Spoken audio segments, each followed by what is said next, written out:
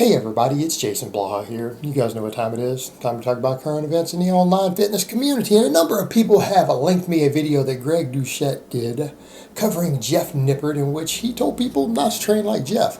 Well, I've actually covered this stuff myself over a week ago, and so I thought I would chime in because, again, I've already started this discussion. This is Greg. He's kind of an upcomer. A lot of people are listening to on here. He does have a lot of experience as an elite athlete. All around generally fit guy. Again, he's competed in multiple endeavors quite successfully at a very high level. Coaches people, seems to know what he's talking about. So let me go ahead and put on my +5 hat of Speechcraft and let's talk about this. What was interesting is that when he started getting to his recommendations at the end, what his recommendations were is generally what I do for my own clients right now and generally what I do. Now, is it exact? No, it's not exact. It's pretty close. Pretty close, but it's very similar to what I do with my clients. Because again, he's saying, well, each body part twice a week, or, if you're going to do a full body like 3 times a week, 15 to 30 work sets. And we'll get into the science of that in a little bit. But the point we're going to get to is that what a lot of these guys are doing isn't even based on the science. All these evidence-based guys right now, and they're in one specific circle of people. And people need to understand that that is one circle that is not in agreement with everyone else. And you guys need to understand that this is almost like its own little cabal that's jumped into the bodybuilding world. It's been spearheaded by basically one researcher and everyone else follows suit. That is not in agreement with the majority of the data out there. So I don't know if we really want to call it science-based. It's almost its own little cult. But he said, look, do that 15 to 30 total sets per week. And I thought 30 sounded a little bit high until he clarified that most of his body parts can't even handle anywhere near that. It's like, okay, there we go. Now we're talking about reality. Because again, all the people who are my current clients who I wrote programs for, you guys know what all you guys do. You're all either on a 3-day-a-week full body program, or you're on a 4-day-a-week upper-lower type periodized program, right? All of them. What does everyone's workloads look like? Well, if they're more novice, a little less total sets, maybe 10 sets, 10 to 20 sets per muscle group a week, maybe 10 to 15. My slightly more advanced guys, around 15 to 20 total sets per week of quality sets. How do I train personally? The exact same way. I do a conjugate style periodization. That's how I train these days, which is a proven powerlifting protocol run by plenty of world record holders. And what's my training look like? About the same. About the same. Assuming, depending on how we want to count the speed work. The speed work kind of throws a wrench in things, but I have my own math of how I calculate sets on speed work, of how I think it works, and the max effort work of where it would fit into total volume. And I have my own opinions on it, but the way that I do the math on it, it falls right in that range. Each muscle, each movement pattern is trained twice a week on a 4-day rotation, around 15 to 20 work sets, right? So you look at how I train and how I write even for my clients, and it actually was very, very closely in line to what the recommendations Greg gave at the end. And I think that's interesting. And there's a reason for that, because it's time proven. That sort of training protocol of what I just broke down, very well established in various elite coaching circles for decades, right? That's nothing new. Everything that Greg said and everything that I just said there is basically the way tons of coaches for powerlifting, NFL players, pro ball players of all type coach their athletes, right, in the strength and conditioning circles. That's how they're generally coached. That's pretty standard at this point. It works. It seems to work well for a wide variety of sports in which you need size, strength, power. It works very well. And it falls in line with what the research has more or less pinned down. Because as he kind of pointed out, he said, look, a lot of the studies can be contradictory. That they don't know your optimal training frequency, but they know it's at least twice a week. It's somewhere like 2 to 3 times a week. They don't have an exact number. Yeah, and twice a week works well because it is about your total quality training volume. And his recommendations fall in line with that. The thing he pointed out, well, like your delts can get 30 sets, but my hamstrings can only handle X amount. And here's what I would suggest for that. It has to do with Greg. You're not actually unique there. It's like Greg kind of pointed out, this is how his body works. coaches have noticed that that's pretty normal. Like the way what you described for yourself is actually really common. You're not even unusual there. Like you're not an outlier. You're perfectly normal in that regard. If you're training pretty hard, very hard, hamstrings, because they are getting work as a secondary muscle on things like your squat, so what you think of as more of your direct hamstring work, whether it's a hamstring curl, a glute ham raise, a deadlift, is additional stress in addition to the partial stress you're getting from the squat. So you might not be able to do actual 20 real sets of hamstring work if you would think of as direct hamstring work. You probably can't in a week. And that's even splitting it up over twice a week. And we know the data shows that when you exceed 10 sets in one workout for a muscle group, if they're quality sets, you get less muscle growth. The data is becoming pretty clear on that, at least for people not on drugs. That's why you've got to train it multiple times a week. That's why you need the twice a week, because you're not going to be able to get more than 20 quality sets in.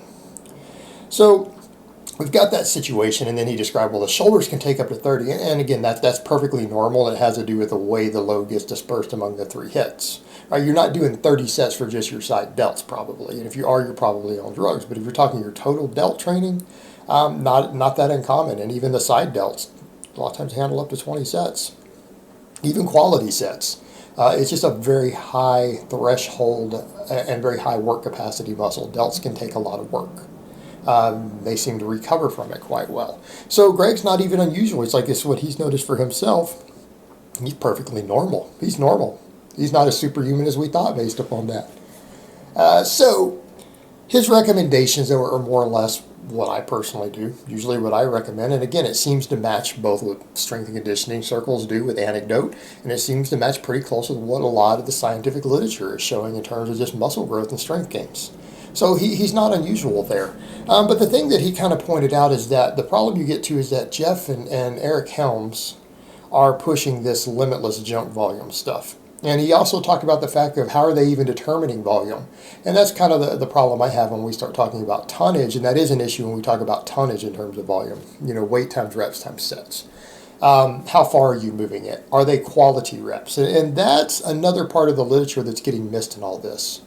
And this is why we have to point that out when you start looking at studies that are looking at why is it that we have some of these studies that show gains with junk volume and others that show, hey, at about 10 sets, they have people peter out. Men and women both. We've got multiple studies on it. They get less muscle growth when we plot it out over time. Well, it's because they're taking sets to failure. And that matters. And it matters from a growth stimulus perspective when we talk about volume.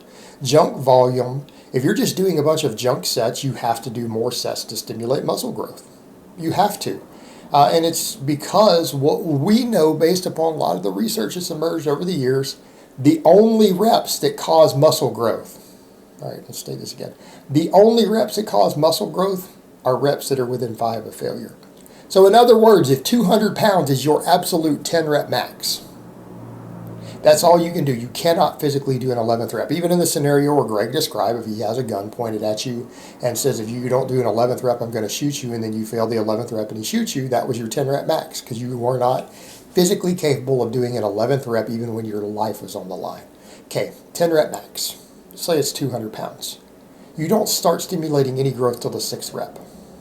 So when we start looking at quality sets, we find that maximum growth occurs in a given muscle somewhere between the 5 to 10 set and a single workout mark. But that's when they're taken basically to failure. Not beyond failure, but right there at failure, where that's it. You stop, you can't finish another rep. If you leave 1 rep in reserve, it would give you the same thing. In other words, if you failed an 11th rep and you only did 10, you would still get the same thing. You got 5 quality reps. So if it's 5 to 10, well, we know that that's what? 25 to 50 quality reps. So we could qualitatively carry that over and say, well, if you did a bunch of sets where you went 3 reps away from failure, right? So if you only got stimulation at 6 and 6 to 10, and you took your 10 rep max and you did a bunch of sets of 7,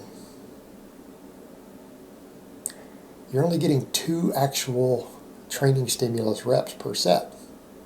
And that's assuming you got it right. Well, what do you need to get 15 to 30? I mean, you've got to do like 10 sets. or more. Actually, more. You got to do more. You got to have at least 13 sets to even get to that threshold, don't you? Do we see the problem here? You have to do a lot more volume to get the same training effect. And yet they're promoting, these guys are promoting this, oh, well, we need tons and tons of volume. Well, the reality is you can grow off of what I just described, and that seems to produce maximum growth if you're doing limit sets. And I think that's kind of the point Greg went to, is how far are you getting to failure or beyond failure. And I mean, muscle failure, and that's a point that needs to be made. There is no evidence whatsoever that muscle failure helps growth. But it does help to know what your real maxes are. That's the problem with RPE type training. You aren't doing limit sets. If you really want a good estimate of what you're getting out of your training, you do need to do some limit sets, or we need to train with maxes. Or, again, speed work and stuff is a different beast, and I calculate that its own way. But you have to be getting quality reps in. You have to get reps in that stimulate and fatigue the upper threshold muscle fibers. You have to, or else you're going to have to do large amounts of junk volume. And the problem you have is that you start getting into some of these systems that a lot of these guys are promoting of just a limitless volume. And it's because, as Greg said, they're pussies and they train like pussies. And I mean, Helms has been that way a long time. A lot of these guys are lazy. They're just looking for biohacks rather than actually putting in a little bit of hard work. And it matters. It matters a lot. And again, I would never promote some of what Greg promotes. That's why I'm not standing here saying, oh, Greg's the greatest thing ever. No, I don't think taking sets beyond failure is a good idea at all. It says me, my opinion.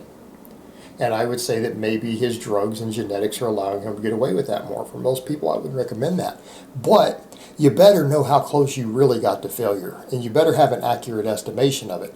And that's a reason for novice lifters, I program people till they start failing reps. All right, we program it in there and then we have them back down, because now we know what their limit is, and then we can reel it in a little bit and work within certain volumes, and then move them forward and keep them within that threshold of what they need for growth and keep them moving forward. But you do have to know roughly where your limits are on sets, and if you don't have an accurate representation of that, you end up with a lot of junk volume. And what you really find is that when you're training each muscle 2 or 3 times a week with appropriate quality sets, stimulating very solid muscle growth doesn't take as many sets as you think it does, assuming you're getting quality work in. And I'm not even telling people to do low volume, because again, 20 sets per week for a muscle group is not low volume. It is not low volume by any stretch of the imagination. Even 15 sets is not low volume. That's higher volume training.